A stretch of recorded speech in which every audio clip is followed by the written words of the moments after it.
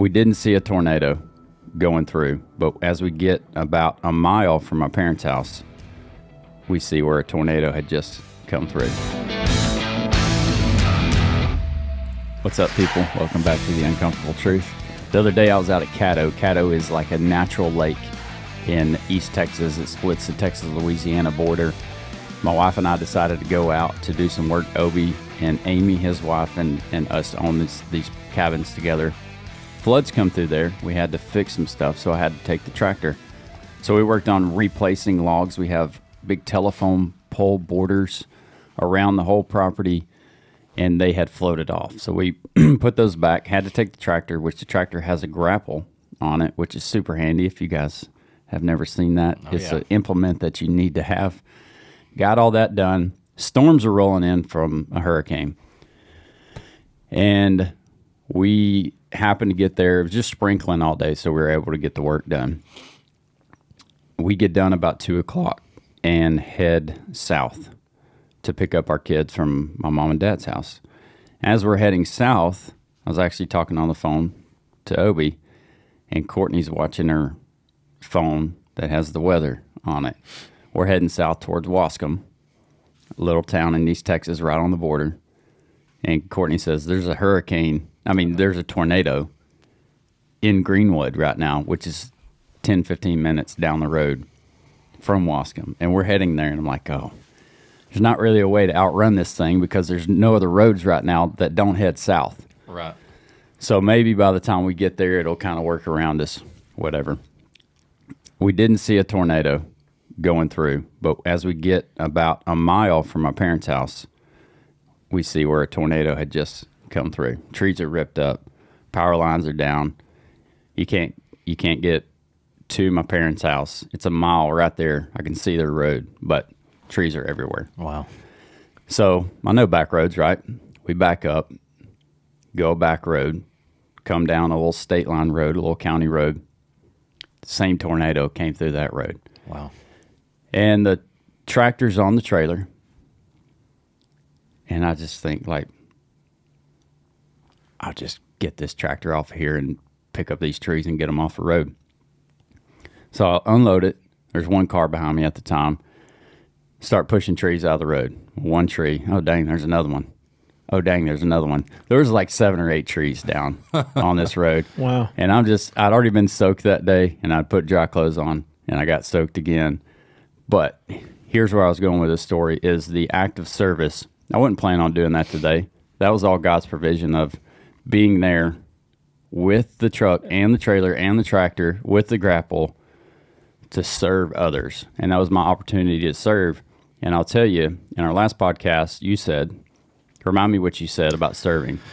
I just said that it doesn't matter what your ultimate purpose is for the servantry, for serving people, that God designed us to serve, and that in the event that we are serving, we receive fulfillment, we receive blessing, for serving people.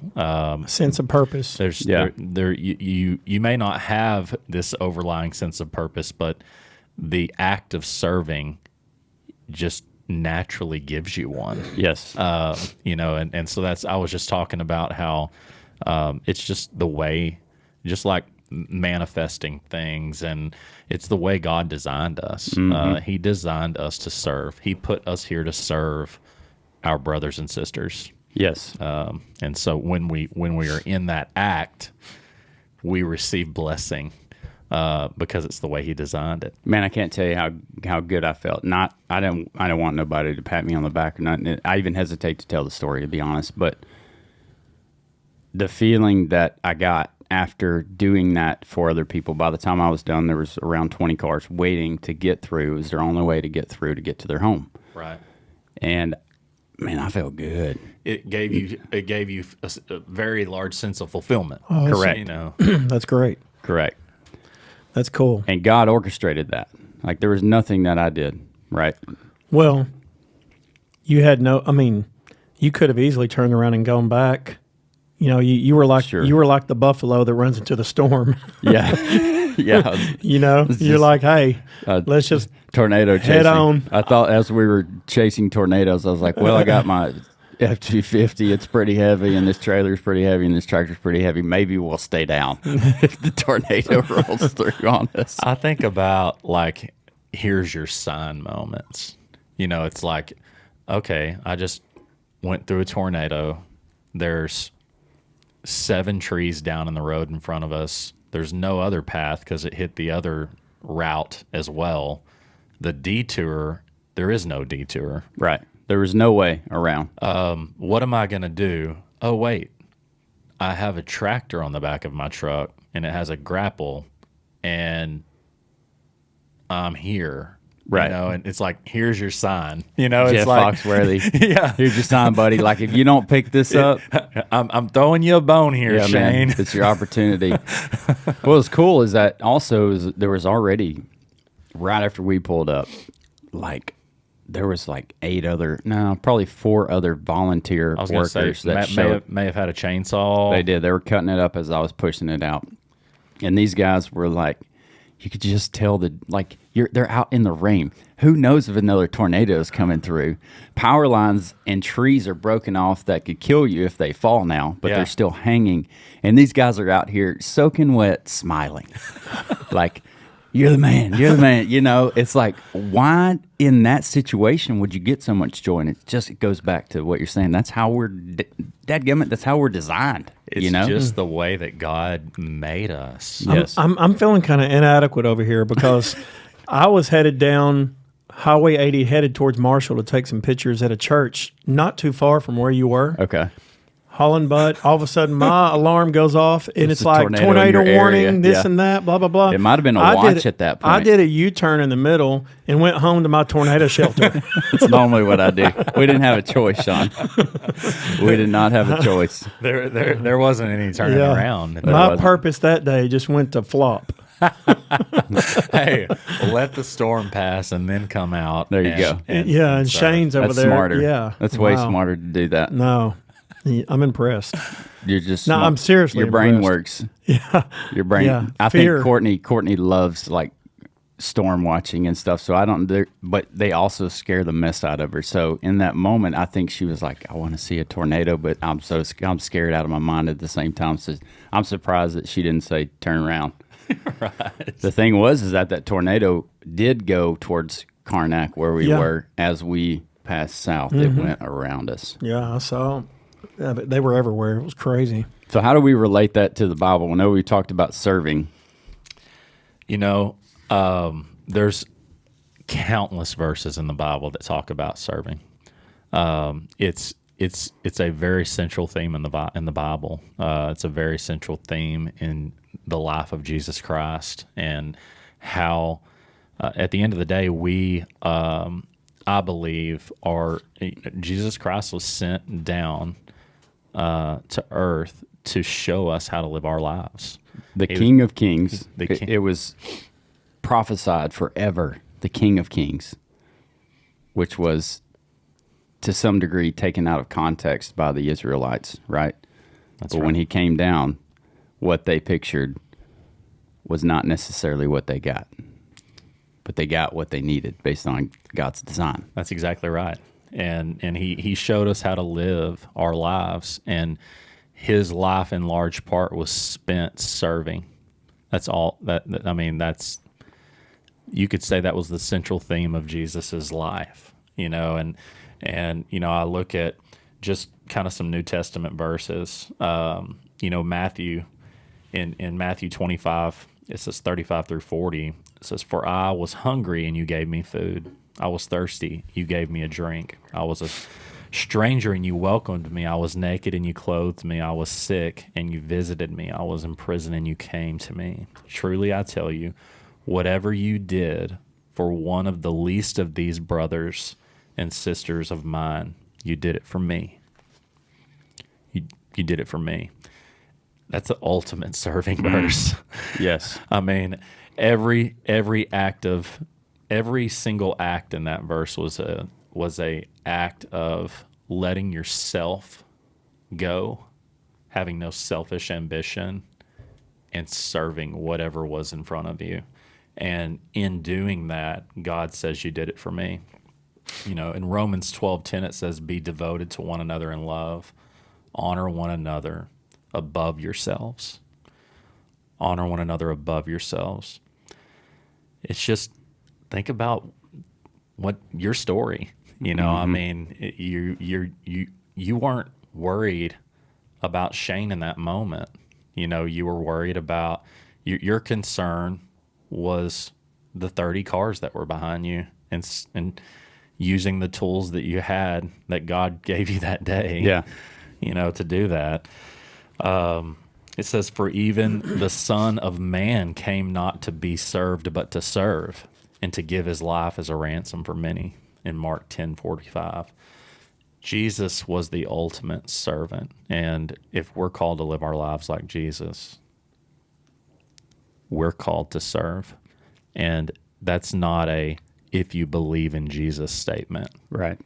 That's a worldwide humanity statement. If you Jesus came to serve, live your life like Jesus, you're going to live a life of purpose if you're serving people. I think about Mr. Beast, and Mr. Beast makes millions and millions and millions of dollars. One of the biggest guys on YouTube. Is he the storyteller? He does like games and like random stuff, like gives away a bunch of money.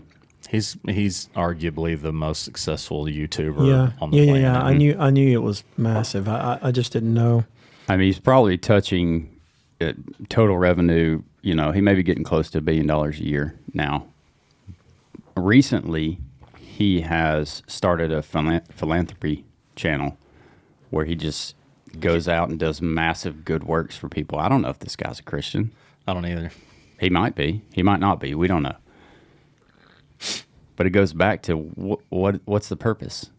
He knows, and he's spending millions of dollars to give back to communities all around the world who need a hospital, need water wells, like big changing things that really matter. People that are starving, making sure that they have food, making sure that they have medical care that they've never had access to. There was a community that babies and moms were dying because they had to walk 2 hours to a hospital that could deliver their baby. And he's helping build hospitals. But why? We don't know that he knows Jesus. Again, he might. But why? You know, I mean, I don't know how much time we have left here, but I think about, you know, there's a lot of people that will bunk our stories. They will bucket at the chance to declare that there's no evidence for God. There's no evidence for God. And you know, what's the scientific evidence? What is the evidence? You know, and you know, what's the philosophical evidence for God? And there's mountains of both of those, by the way. But I feel like that what you can't deny is the objective, the objective evidence. You can't deny the fact that we as humans have intrinsic moral value. Like when you wake up in the morning, you can't deny that you want that you have this intrinsic moral value. You don't want to treat people terrible. Right. You want to treat people good. Mm-hmm. Mr. Beast, who knows if he's a Christian? Who knows if all of these other people that have philanthropic, you know, ties or organizations or whatever that they're doing, they intrinsically want to love someone. Yep. Do you think that just came from nothing? Oh, no. It's something that God puts in all of us. Designed. God designed us to have intrinsic moral value. Mm-hmm. And you can deny everything, but you can't deny that. No. You can't deny that God that gave us this intrinsic value to do good, to love people, to serve people. You've got people that deny the existence of God that do exactly what Jesus calls us to do and are blessed because of it. Yeah. So how can you deny that there's a creator that created that in us. I just don't get it. It doesn't make any good sense. No, you're right. Yeah. So I mean, if you want to deny the fact that you know there's not enough evidence for that, I just don't think that you can deny that whoever you are, that feels like there's not enough evidence for God. Look at the moral objective. You know, I mean, look at the moral value. Do you wake up wanting to hate people? Maybe if you're in that spot and you're listening to this, a short or something, and you think it's just a load of bullcrap. It's all bullcrap, and you're the one who's gonna put a negative comment about God doesn't exist, or you guys are idiots, or whatever. I don't read all those, but there's a bunch of them. If you're one of those people, maybe instead of doing that, even though a comment will help our algorithm, maybe instead of doing that, just start reading the Bible, just objectively. The Bible is God's inspired word for his people, but you may not believe that. Just read it. Start reading in Matthew. Read about Jesus' life. And just maybe dedicate reading those 4 chapters, Matthew, Mark, Luke, and John, about Jesus. And just see. What's it going to hurt? It's not going to hurt a thing. They're good stories, regardless of if you believe them or not. And any good book is good stories. It's a good place to start. That's right. I send everybody to The Case for Christ by Lee Strobel. Lee Strobel was an atheist, and I think that the physical and eyewitness evidence is overwhelming that Jesus Christ is real. And it's, that was an atheist that set out on a 2-year journey to disprove, and in that journey became a believer. It's such an interesting, and if you don't want to read the book, you can go to YouTube and listen to his little 38-minute Cliff Note version. Yeah. And it's powerful, and it's hard to deny it. That's good. Case for Christ by Lee Strobel. Check that out. Hey, thanks for joining us today. We appreciate you being here. Thanks for listening. Thanks for watching. Go out, kick the day in the face, and we'll catch you on the next one.